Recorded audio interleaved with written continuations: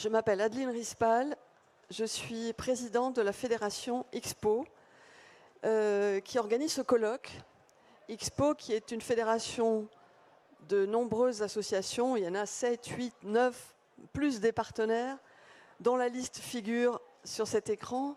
Et nous sommes également présents tous ensemble sur le stand B38, vous avez dû le repérer, c'est l'endroit à ne pas oublier, à ne pas, comment dire, ne pas manquer, merci. Ou, voilà. Ah oui, des bouteilles d'eau, oui, merci. Ouais. Alors, cette fédération, on va vous rappeler, parce qu'avec le Covid, on n'a pas pu beaucoup se présenter, beaucoup se rencontrer, en Zoom, mais physiquement, pas du tout.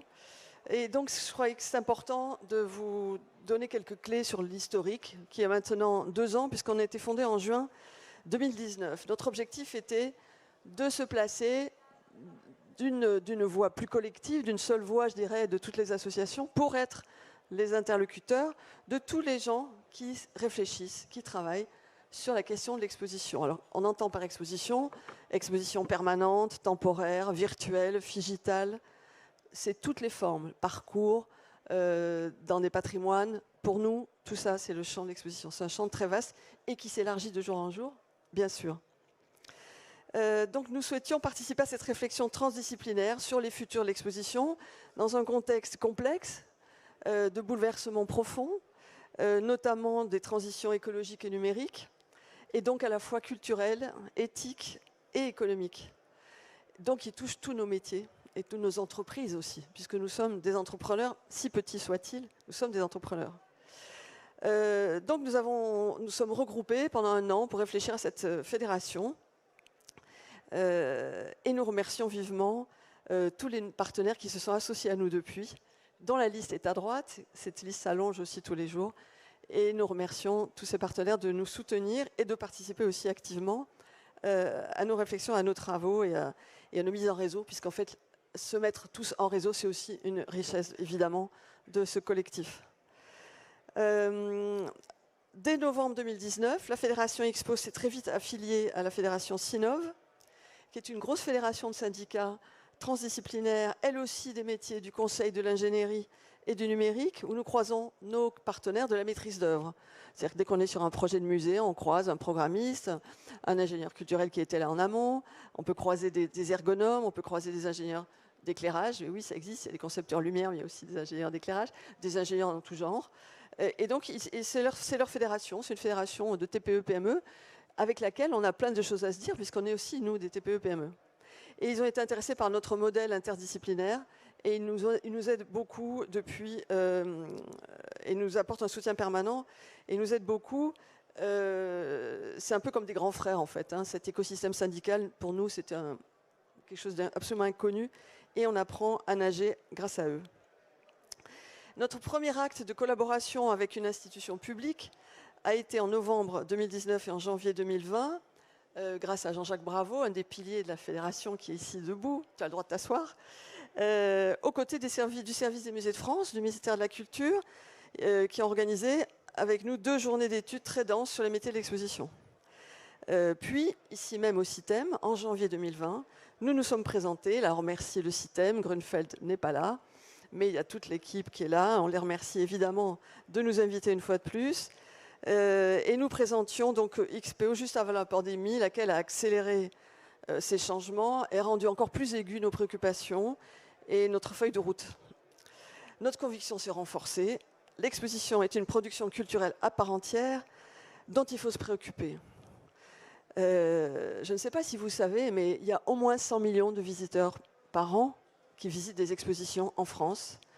C'était des chiffres évidemment en 2019. On pense qu'il y en a plus, mais on prend un chiffre assez bas. C'est au moins 67 millions déjà dans les musées, ça, les chiffres existent. Donc il n'y a pas que les musées qui font des expositions. Donc une centaine de millions, c'est pas forcément, c'est probablement assez proche de la réalité. Et il faut savoir qu'il y a 200 millions de spectateurs de cinéma par an. Pareil, en 2019. Donc on n'est pas un petit écosystème qui se promène comme ça, qui fait de temps en temps un peu de bruit. On est un gros écosystème. En mai 2020, nous lancions d'ailleurs dans le journal Le Monde, fort de cette conviction, et en plein confinement, une tribune et un appel à la création d'un centre national de l'exposition.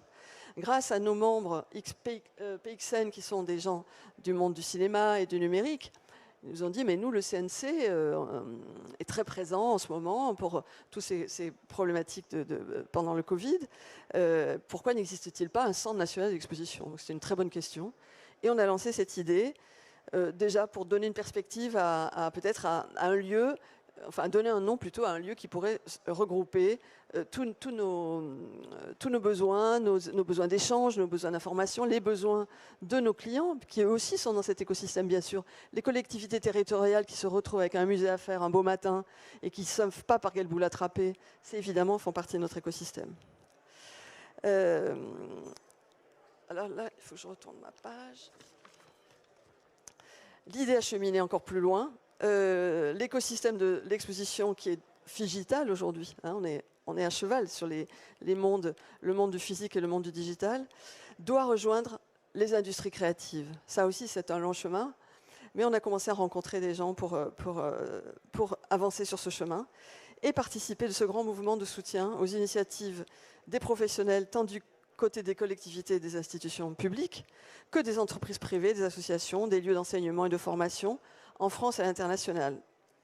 Dans ce contexte, ce colloque trop petit, au format trop court, mais a été conçu pour ouvrir des pistes de réflexion et lancer des groupes de travail pour alimenter les futurs états généraux de l'exposition, dont ce monsieur, encore le même, monsieur Bravo, a lancé l'idée, en même temps que j'ai lancé l'idée d'XPO, lui il a lancé l'idée des états généraux. Donc vous voyez, on a de la suite dans les idées, on va y arriver, et on vous propose de nous retrouver pour ces états généraux fin 2022. Là maintenant, c'est coulé dans le marbre, tu ne peux plus reculer. Alors, dans ce colloque, on pose 3 questions qui seront 3 tables rondes. La première, c'est à quoi sert l'exposition? Dans ce contexte de bouleversement profond, c'est important de se demander à quoi sert ce qu'on fait. Ça s'appelle la raison d'être. Tout le monde a que ça à la bouche aujourd'hui dans les entreprises. Comment peut-elle concourir à faire évoluer les mentalités? Il y en a besoin. Le système de valeurs qui est le nôtre, qui doit évoluer. Un système de valeurs, c'est un organisme vivant qui doit changer, évoluer, et créer du lien entre les générations, entre nous et aussi entre les générations. Et là, j'appelle les jeunes, évidemment, à nous rejoindre, puisque tout ça, c'est leur avenir. Alors, la modératrice sera Carole Benetto, qui est vice-présidente de l'association Muséographe et qui est administrateur également de XPO. Ensuite, la table ronde numéro 2, ce sera comment pousser les limites conceptuelles, méthodologiques et géographiques de l'exposition pour l'adapter à ces nouveaux enjeux. Peut-on construire une French Expo à l'international? Est-ce que ça peut être imaginable? Le modérateur, c'est encore lui, Jean-Jacques Bravo, vice-président de l'association Scénographe, administrateur également de XPO. Troisième table ronde, l'exposition dont la production et la conception sont par essence transdisciplinaires, tout comme le cinéma, ne devrait-elle pas être reconnue comme une œuvre, et plus précisément comme une œuvre de collaboration? Les commissaires et les artistes sont entrés dans le champ des artistes-auteurs depuis fin 2020, donc c'est très récent. Tout le monde ne le sait pas d'ailleurs. Il est peut-être temps de repenser les bases de la création des expositions. Le modérateur sera Raymond Sarti, qui est vice-président de l'Union des scénographes. En conclusion, Laurence Bagot, qui est vice-présidente de XPO, qui est ici, et moi-même, débattrons avec vous sur l'exposition comme industrie créative. Mais vous pourrez vous exprimer d'ici là en envoyant des questions, vos questions en direct. Vous envoyez à cette adresse, Bureau Expo Gmail. Ça arrive sur cet ordinateur. S'il y a peu de questions, au fur et à mesure, on les posera à chaque table ronde, bien sûr. Peut-être qu'on en sélectionnera qu'une ou deux, on va voir si on ne dérape pas trop. Et de toute façon, ces questionnements alimenteront la réflexion et peut-être alimenteront aussi les questions de fin de séance. Voilà. Donc je vous propose de bien noter ce mail et de ne pas hésiter à nous poser des questions. Je veux encore remercier vous tous et toutes les associations et tous les participants à ce colloque, les intervenants qui nous ont fait l'honneur de venir jusqu'ici et d'intervenir maintenant. Et merci à vous. Et j'appelle donc... merci.